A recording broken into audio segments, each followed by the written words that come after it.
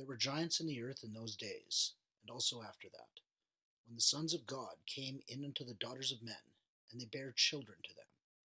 The same became mighty men which were of old, men of renown. Giants have been a part of human history, mystery, and lore since time immemorial. But were they simply myths, or did giants walk the earth in the past and possibly even to present day? Countless documented cases of unearthed giant skeletal remains exist. This series will look at some of the more compelling evidence supporting their existence. Join me as we go in search of giants. Class is in session.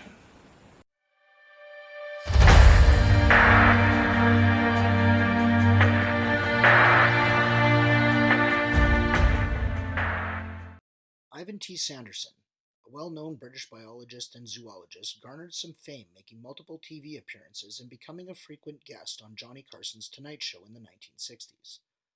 One of his strangest tales, however, related a curious story about a letter he received from an engineer who was stationed on the Aleutian Island of Shemya during World War II.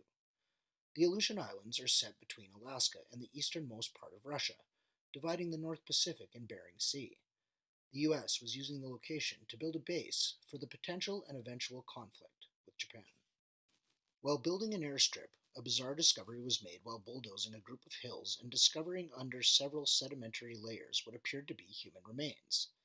The Alaskan Mound was in fact a graveyard of gigantic human remains, consisting of crania and long leg bones. The crania measured from 22 to 24 inches from base to crown, almost 3 times as large as a standard adult.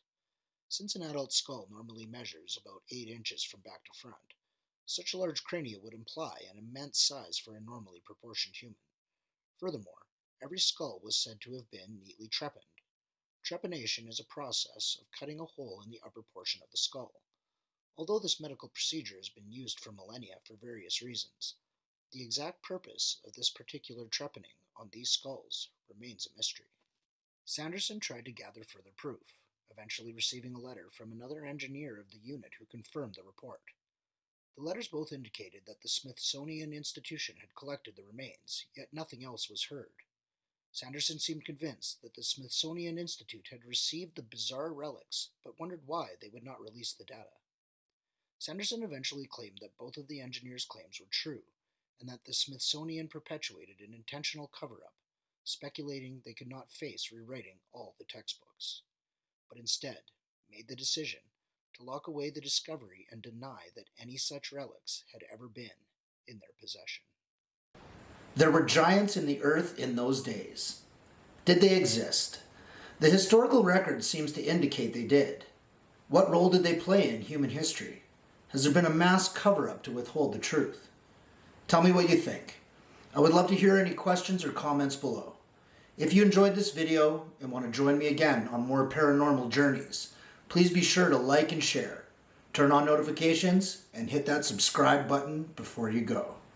Class dismissed.